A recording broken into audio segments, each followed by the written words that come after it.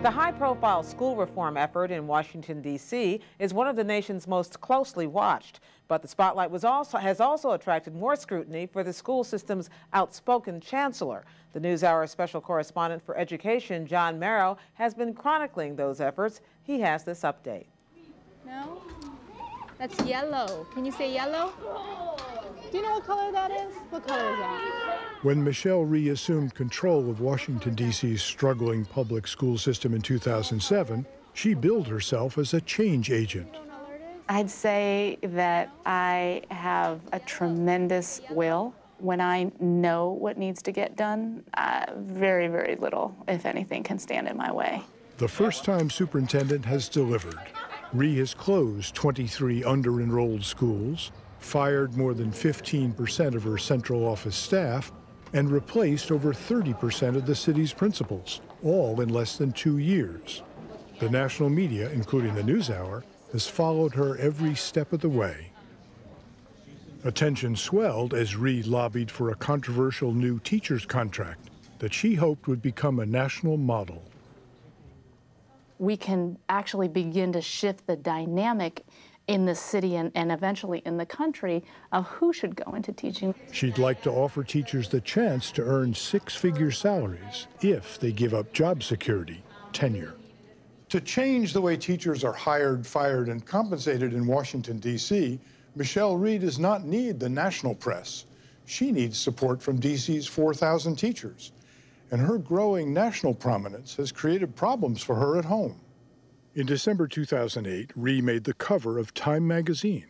Her pose, standing in an empty classroom holding a broom, elicited a strong reaction from D.C.'s teachers. It left a very unsavory feeling from everybody that I've talked to in the blogs.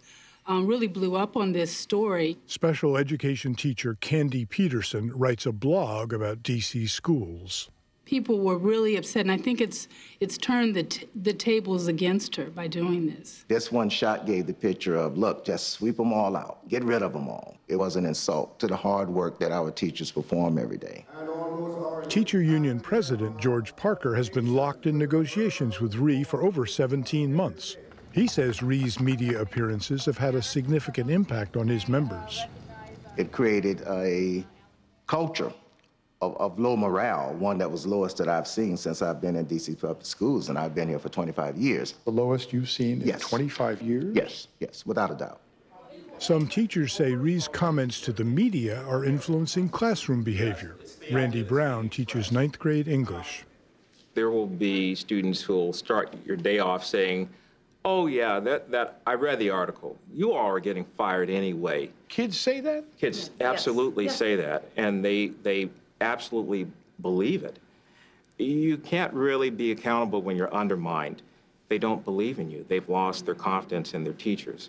I think that the level of fear and I'm out to get you culture that the chancellor initially, I think, developed created an environment where the morale is so low, it would be very difficult to have folks truly buy into where you want to go and ride the train, because if folks are feeling that, look, they're just waiting to throw me off the train, then it's going to be very difficult for me to ride it. Where is civilization, inside or outside? Outside. Ron Brown Middle School, where Randy Brown teaches, has seen tremendous change in the past year. Rhee sent students from 2 nearby schools that were closed to Ron Brown, doubling the student body. The new 9th grade class is struggling. Randy Brown says he recently stopped teaching because a student threw a textbook at him and hit him in the head. 2 other 9th grade teachers at his school claim similar assaults. These schools are dysfunctional. The current dialogue that's going on, or the current discourse rather, about education is being monopolized by people who are showcasing. Principal Darren Slade, a strong defender of the chancellor, acknowledges discipline issues, but he has a different interpretation.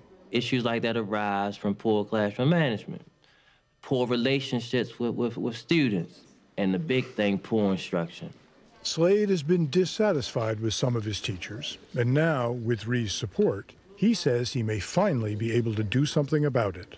Chancellor Rhee has urged all principals to make full use of what's called the 90-day plan, essentially a last chance to improve or be fired. I've been placing teachers on plans, 90-day plans, since I've been an administrator, but in the past, sometimes it wouldn't work out.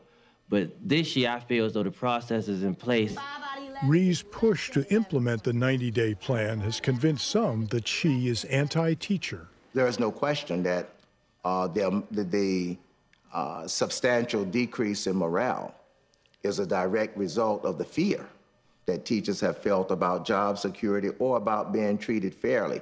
There was this culture of someone is out to get me. The number of teachers on the plan has grown from roughly 15 teachers each year before Rhee arrived to 132 today. Are you pleased with that development? I mean, does that seem like the right number? No, I wouldn't say that I'm pleased with it. What I would say is that I think it's important for us to identify teachers who are struggling, and if they aren't able to become successful through professional development, that we move them out of the system so that they are no longer negatively impacting students. When you cite whatever you say you're citing, Rhee says she wants to help her teachers succeed. She has increased the budget for professional development this year to almost $20 million, about 5 times greater than before. She's also provided most schools with new staff dedicated to helping teachers improve. The first thing I want to say is congratulations to the 7th grade team. At Ron Brown Middle School, while some classrooms continue to struggle, the additional support is starting to pay off in 7th grade.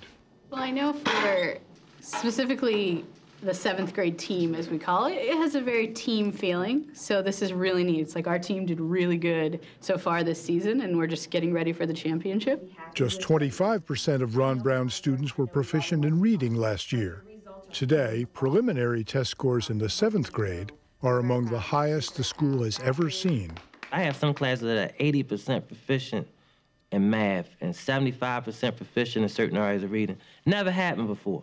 But I wanted to put it in a chart form so you could see it in Slade credits assistant principal Shannon Feinblatt, whose position is new this year. I mean, you can see where our below basic has dropped tremendously. Feinblatt meets regularly with teachers to analyze testing data and help plan lessons. This data allows us to look deeper in how can we have these students be more successful.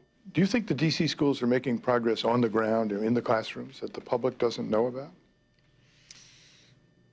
I think that in some schools and with some teachers, we absolutely are. I don't think it's happening consistently yet.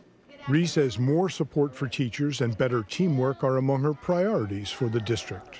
A lot of the things that were coming out in the press were sort of saying, you know, Rhee wants to fire people. It's all about firing people. And I don't think that it was a comprehensive sort of view of what I actually believe. And so I thought it was important to be able to communicate that.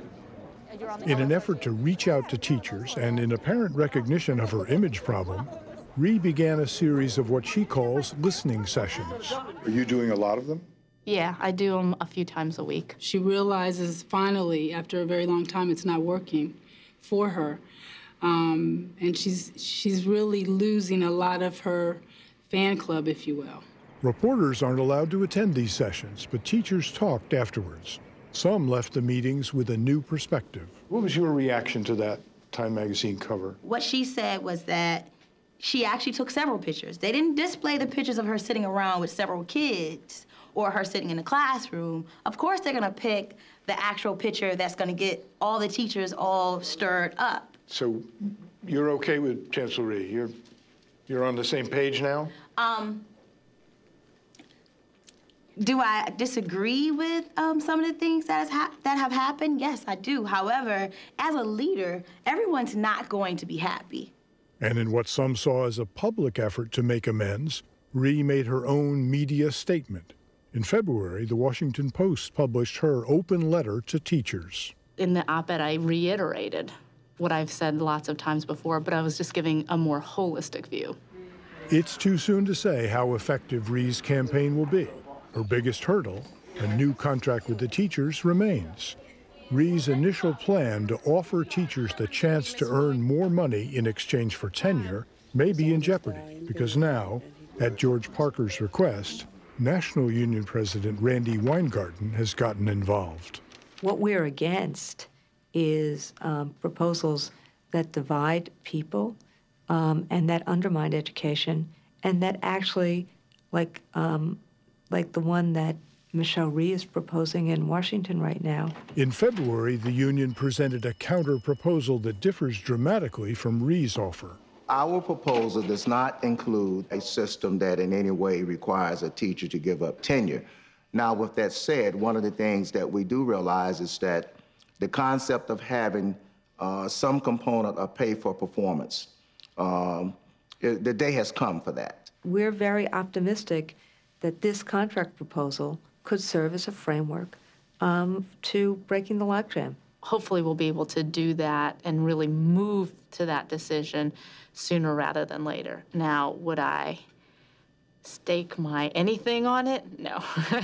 We can create a model for the country of what to do, or we can create a model for the country of what not to do. You're still optimistic? Oh, I'm very confident. Recently, both sides agreed to work with a mediator to try to resolve the dispute. They selected former Baltimore Mayor Kurt Schmoke. Meanwhile, continuing a decades-long trend, D.C. parents are voting with their feet. Public school enrollment has dropped by over 4,000 students since Rhee took office.